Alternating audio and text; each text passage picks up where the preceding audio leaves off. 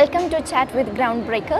ഇന്ന് നമ്മോടൊപ്പം ആയിരിക്കുന്നത് പ്രശസ്ത സിനിമാ നടനും അസോസിയേറ്റ് ഡയറക്ടറുമായ ബിനു പപ്പു സാറാണ്. Welcome sir.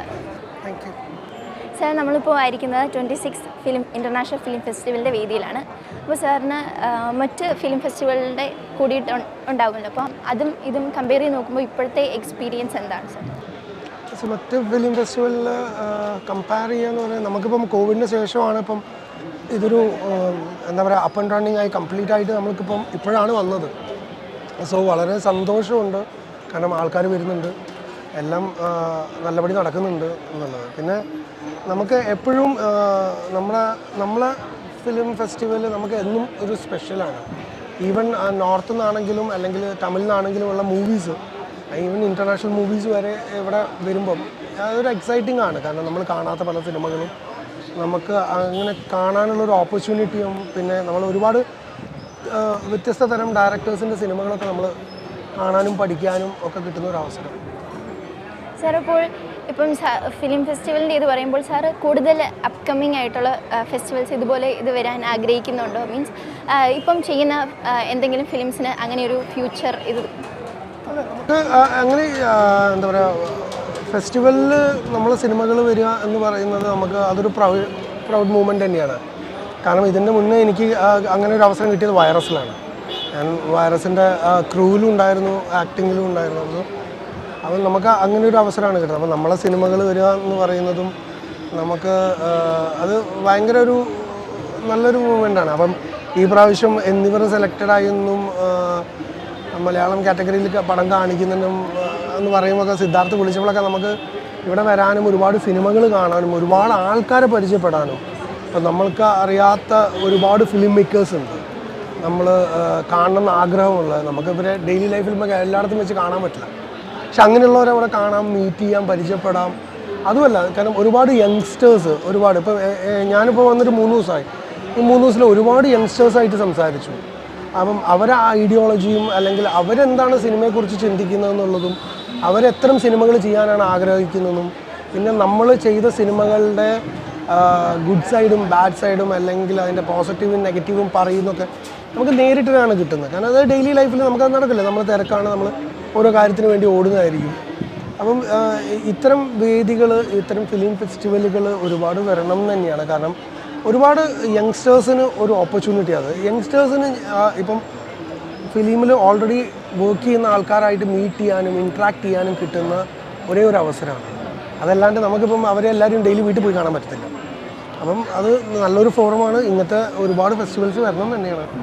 ചിലപ്പോൾ അങ്ങനെ കിട്ടിയ എന്തെങ്കിലും ഒരു എക്സ്പീരിയൻസ് ഷെയർ ചെയ്യാം, മീൻസ് സ്ട്രൈക്ക് ചെയ്ത ഏതെങ്കിലും ഡയറക്ടേഴ്സ്? ഞാൻ പറഞ്ഞല്ലോ, ഞാനിപ്പോൾ ഇവിടെ വന്നപ്പോൾ എൻ്റെ അടുത്ത് ഒരു ലൈക്ക് ആളെ പേര് ഞാൻ പറഞ്ഞില്ല, ഒരു ആൾ എൻ്റെ അടുത്ത് വന്നിട്ടുണ്ട്, ചേട്ടാ ഒരു കഥ പറയാനുണ്ട് എന്ന് പറഞ്ഞു. അപ്പോൾ ഞാൻ പറഞ്ഞു, മോനെ ഈ തിരക്കിൻ്റെ ഇടയിൽ ഒന്നുമില്ല ചേട്ടാ, എനിക്കൊരു 10 മിനിറ്റ് മതി എന്നാണ്. പക്ഷേ ആ 10 മിനിറ്റിൽ ആ കുട്ടി ആ കഥ പറഞ്ഞത് വളരെ മനോഹരമായിട്ടാണ് അവൻ അതിൻ്റെ 1 ലൈൻ പറഞ്ഞത്. അപ്പം സീലേക്ക് അവൻ ആ ഒരു 10 മിനിറ്റ് സമയം കൊണ്ട് അവനത് എന്നെക്കൊണ്ട് സ്ട്രൈക്ക് ചെയ്യിച്ചു. So like I was very impressed. അപ്പോൾ ഞാൻ പറഞ്ഞു പൊളിയാണല്ലോ. ഞാൻ പറഞ്ഞു, ഒന്ന് കഥ പൊളിയാണ്, അതിൻ്റെ കൂടെ താൻ വൻ പൊളിയാണ്. കാരണം ഒരു 10 മിനിറ്റ് ഞാൻ ലൈക്ക് ഒബ്വിയസ്ലി ലൈക്ക് ഞാൻ പറഞ്ഞു, ഞാൻ നമ്പർ തരാം, താൻ വിളിക്ക്. ഞാൻ പറഞ്ഞു, ഇപ്പം അടുത്ത മാസം കുറച്ച് ഓട്ടത്തിലാണ്, താൻ വിളിക്ക്, നമുക്ക് ഇരിക്കാം, സംസാരിക്കാം, ഡീറ്റെയിൽ ആയിട്ട് കേൾക്കാം എന്ന് പറഞ്ഞു. അപ്പോൾ അവന് സ്ക്രിപ്റ്റായിട്ട് വേണമെങ്കിൽ അയച്ചു തരാം. ഞാൻ പറഞ്ഞു, വേണ്ട, താൻ പറഞ്ഞു കേൾക്കുന്നതിൻ്റെ രസം. കാരണം ആ 10 മിനിറ്റിൽ അവനത് പറയാൻ പറ്റുന്നുണ്ടെങ്കിൽ അവനതിന് മൊത്തം കഥ അവന് വളരെ രസകരമായിട്ട് പറയാൻ പറ്റും. അത് കേൾക്കാനും ആഗ്രഹമുണ്ട്. അപ്പോൾ സാർ ഇപ്പം ചെയ്തുകൊണ്ടിരിക്കുന്ന ഫിലിംസിനെ പറ്റിയും ഇനി വരാൻ പോകുന്ന ഇപ്പം കറൻ്റ്ലി ചെയ്തുകൊണ്ടിരിക്കുന്ന ഇപ്പോൾ സെലൂട്ട് റിലീസായി. ഇനിയൊരു 2-3 സിനിമകളും OTT റിലീസിന് വേണ്ടി വെയിറ്റ് ചെയ്യുന്നുണ്ട്. സുന്ദരി ഗാർഡൻസ്, 2 Men, അന്താക്ഷരി, അങ്ങനെ 2-3 പടങ്ങൾ OTT ആയിരിക്കും. പിന്നെ സൗദി വെള്ളയ്ക്ക എന്ന് പറഞ്ഞ പടം മെയ് 20 ആയിരിക്കാം. മെയ്യിലാണ് റിലീസ്. 20th ഡേറ്റ് കൺഫേംഡ് ആയില്ല. മെയ്യിലാണ് സൗദി വെള്ളയ്ക്കയുടെ റിലീസ്. അതിൻ്റെ കൂടെ തന്നെ ചട്ടമ്പി എന്ന് പറഞ്ഞ പടം, അതും മെയ്യിൽ തന്നെയാണ് റിലീസ്. ഇപ്പോൾ കറൻ്റ്ലി അഭിനയിച്ചുകൊണ്ടിരിക്കുന്നത് തല്ലുമാല എന്ന് പറഞ്ഞ റഹ്മാൻ ഖാലിദ്, ടോവിനോ തോമസ്.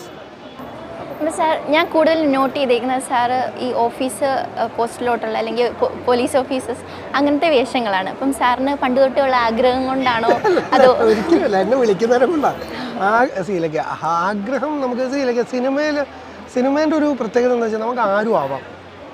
നമുക്ക് പല ആഗ്രഹങ്ങളും ഉണ്ടാവില്ലേ നമുക്ക് ജീവിതത്തിൽ. ചിലപ്പോൾ ചെറുപ്പത്തിലൊക്കെ ഡോക്ടറാണോ, മറ്റേ പോലീസാവണം, വക്കീലാവണം എന്നൊക്കെ പറഞ്ഞാൽ നമുക്ക് സിനിമയിൽ അത് ആരും ആവാം.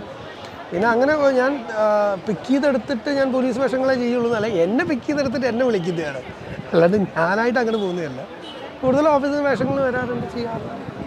അപ്പോൾ ഈ ഓപ്പറേഷൻ ജാവോ പോലെയുള്ള സിനിമകളൊക്കെ അഭിനയിച്ചു. അപ്പം കൂടുതലും ഓഫീസേഴ്സ് ഞങ്ങൾക്കൊക്കെ, അതായത് നോർമലി ഓഫീസേഴ്സ് എന്ന് പറഞ്ഞാൽ കുറച്ച് സ്ട്രിക്റ്റ്, ബട്ട് അത് കൂടുതലും ഫ്രണ്ട്ലി ആയിരുന്നു. നമുക്കും ഒരു അത് കാണുമ്പോൾ തന്നെ ഒരു പോസിറ്റിവിറ്റി ആയിരുന്നു.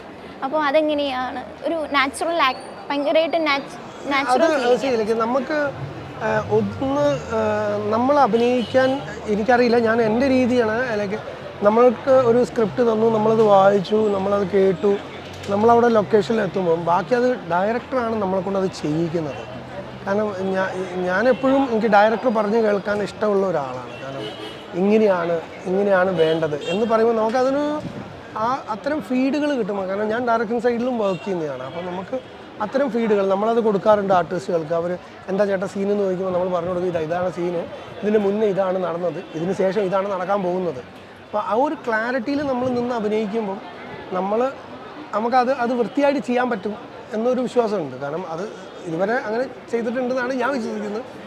അപ്പം പിന്നെ തരുണിനെ പോലെയുള്ള ഡയറക്ടേഴ്സ്, ഇപ്പോൾ തരുണായാലും ആഷിഖേട്ടനായാലും സക്രിയ, മോസിൻ പറയാൻ, ഞാൻ അവരൊക്കെ കൂടെ വർക്ക് ചെയ്തതാണ്. കാരണം ഇവരൊക്കെ എന്താ പറയുക, വളരെ സിമ്പിളായിട്ടുള്ള ആൾക്കാരും, ഇവർ വളരെ സിമ്പിളായിട്ടാണ് കാര്യങ്ങൾ പറഞ്ഞു തരുന്നത്. അപ്പം നമുക്കത് മനസ്സിലാക്കിയെടുക്കാൻ വലിയ ബുദ്ധിമുട്ടുണ്ട് എന്ന് തോന്നാറില്ല. കാരണം അവർ നമുക്ക് മനസ്സിലാവുന്ന ഭാഷയിൽ, മനസ്സിലാവുന്ന രീതിയിലാണ് അവർ കാര്യങ്ങൾ പറയുന്നത്. കാരണം ഇത്രയും നല്ല ഡയറക്ടേഴ്സാണ്.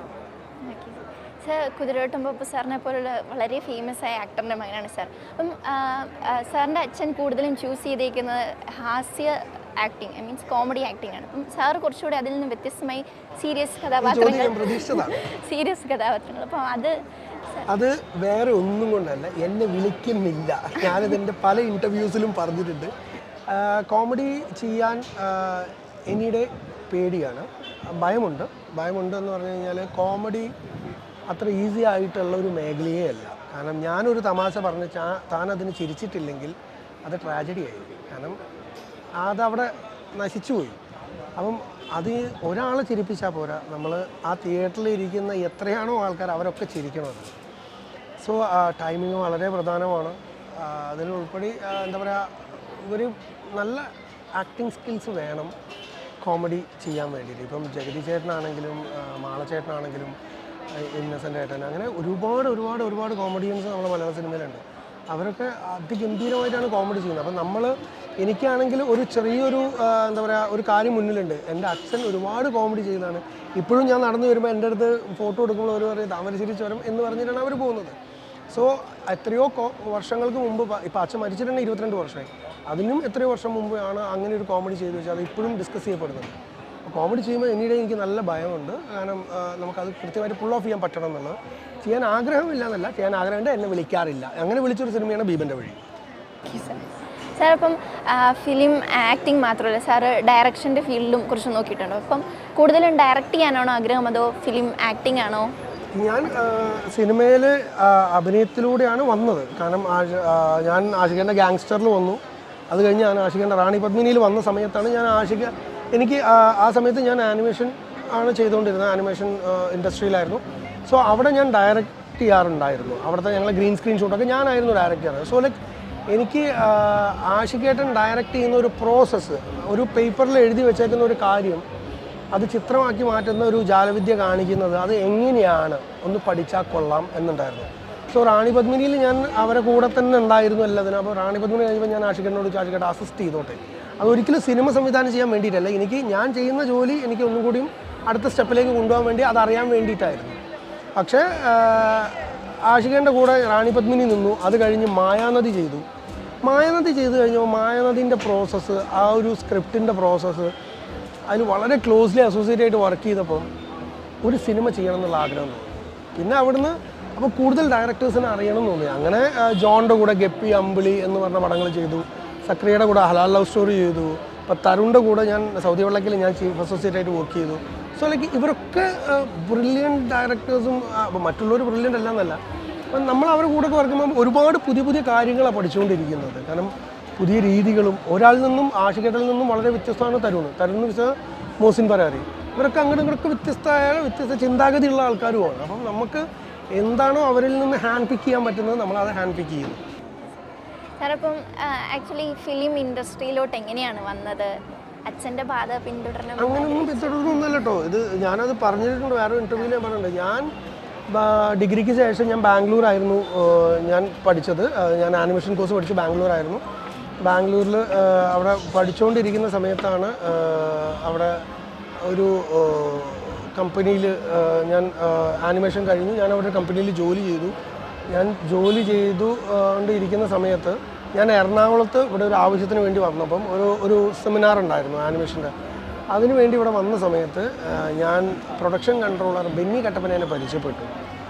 യാദൃശ്ചികമായിട്ട് പരിചയപ്പെട്ട എൻ്റെ സുഹൃത്തിൻ്റെ വഴി പരിചയപ്പെട്ട രഞ്ജിത്ത് എന്ന് പറഞ്ഞാൽ എൻ്റെ സുഹൃത്ത് സിനിമയിൽ വർക്ക് ചെയ്യുന്നുണ്ട്. അവൻ്റെ കൂടെ കണ്ടു, വർത്തമാനം പറഞ്ഞു, പരിചയപ്പെട്ടു. അവിടുന്ന് പുള്ളി എൻ്റെ നമ്പർ ചോദിച്ചു, ഞാൻ കൊടുത്തു. അവിടുന്ന് ഒരു 3 മാസം കഴിഞ്ഞപ്പോൾ പുള്ളി എന്നെ ഫോൺ ചെയ്തു, ബിനുവിൻ്റെ ഒരു 3 ഫോട്ടോ അയച്ചു തരുമെന്ന് ചോദിച്ചു. ഫോട്ടോ അയച്ചു കൊടുത്തു. എന്നെ ഗാങ്സ്റ്ററിലേക്ക് വിളിച്ചു. അല്ലാണ്ട് സിനിമയിലേക്ക് വരണമെന്നോ സിനിമ തേടി ഞാൻ നടന്നിട്ടും ഇല്ല. എന്നെങ്ങനെ വിളിച്ചു കഴിഞ്ഞു, ഞാൻ അഭിനയിച്ചു, ഞാൻ തിരിച്ചു പോയി, എൻ്റെ പണിക്ക് തന്നെ പോയി. പിന്നെ അവിടുന്ന് അടുത്ത സിനിമ അങ്ങനെ വന്ന് ഞാൻ പിന്നെ എനിക്ക് സിനിമ ഇഷ്ടപ്പെടാൻ തുടങ്ങി. സിനിമയുടെ മറ്റു മേഖലകൾ ഇഷ്ടപ്പെടാൻ തുടങ്ങി. ഇതെങ്ങനെയാണ് പ്രോസസ്സ് എന്ന് അറിയുന്നത്. അത് അതൊരു പാഷനായി മാറുകയും കൂടുതൽ സിനിമയെ സ്നേഹിക്കാൻ തുടങ്ങി.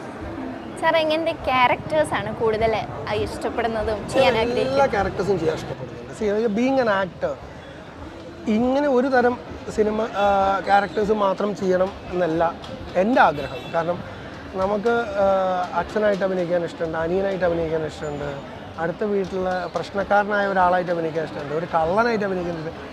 നമുക്കത് സിനിമയിലെ അങ്ങനെ എല്ലാം ആവാൻ പറ്റുള്ളൂ. ഞാൻ നേരത്തെ പറഞ്ഞല്ലോ, നമുക്ക് സിനിമയിലെ അങ്ങനെ എല്ലാം ആവാൻ പറ്റുള്ളൂ. ഇപ്പം എന്താ പറയുക, ഞാനിപ്പം സല്യൂട്ടിൽ കുറച്ച് നെഗറ്റീവ് ഷെയ്ഡുള്ള ഒരു ഗ്രേ ഷെയ്ഡുള്ള ഒരു പോലീസുകാരനാണ്, കുറച്ച് കറപ്റ്റഡ് ആയിട്ടുള്ള ഒരു ഗ്രേ ഷെയ്ഡുള്ള പോലീസുകാരനാണ്. പക്ഷേ നേരെ കുറച്ച് ഓപ്പറേഷൻ ജാവ് വരുമ്പോൾ നിങ്ങൾ തന്നെ പറഞ്ഞു, ഭയങ്കര സ്വീറ്റായിട്ടും ഭയങ്കര നോർമലായിട്ടുമുള്ള നമുക്ക് ഒരു പോസിറ്റീവ് എനർജി തരുന്ന ഒരു ഓഫീസറായിട്ട്. ഇപ്പം ഹെലനിലും ഞാൻ അതിൻ്റെ ഒരു വേറൊരു ഷെയ്ഡ് ഓഫ് ഒരു പോലീസുകാരനായിട്ടാണ് ചെയ്തത്. പിന്നെ ഭീമൻ്റെ വഴിയിൽ ടോട്ടലി ലോസ്റ്റ് ആയിട്ട് കള്ളു കുടിച്ച് നടക്കുന്ന ഒരു ഓട്ടോ ഡ്രൈവർ. അപ്പം നമുക്കതങ്ങനെ മാറി ചെയ്യുമ്പോഴേ നമുക്ക് ഇമ്പ്രൂവ് ആവാൻ പറ്റുള്ളൂ. നമ്മൾ ഒരു തരം ക്യാരക്ടേഴ്സ് മാത്രം തപ്പി നടന്നാൽ നമ്മളൊരിക്കലും നമ്മളെ എക്സ്പ്ലോർ ചെയ്യില്ല. നമ്മളെ തന്നെ എക്സ്പ്ലോർ ചെയ്യുന്നതാണല്ലോ സിനിമ. സാറിന് കൂടുതൽ എക്സ്പ്ലോർ ചെയ്യുക അങ്ങനത്തെ ഒരു അല്ല, ഞാൻ ട്രാവൽ ചെയ്യാൻ ഒരുപാട് ഇഷ്ടപ്പെടുന്ന ഒരാളാണ്. ഞാൻ ഒരുപാട് ട്രാവൽ ചെയ്യാറുണ്ട്. അത് മുമ്പുണ്ട്, ഇപ്പോഴും അങ്ങനെ തന്നെയാണ്. അപ്പം ഇതൊക്കെ നമുക്ക് അതല്ലേ ലൈഫ്, എൻജോയ് ചെയ്യണം. പിന്നെ തീർച്ചയായും നല്ല അടിപൊളി ഒരു കാര്യമില്ലല്ലോ. Thank you sir. അപ്പം ഇത്രയും നേരം ഞങ്ങളുടെ കൂടെ സാറിന് ടൈം സ്പെൻഡ് ചെയ്തതിനും ഒത്തിരി കാര്യങ്ങൾ ഷെയർ ചെയ്തതിനും വളരെ താങ്ക്സ്. ഇനി മുന്നോട്ടും സാറ് സിനിമയിൽ ഉയർന്ന നിലയിൽ എത്തട്ടെ എന്ന് ആശംസിക്കുന്നു. Thank you so much.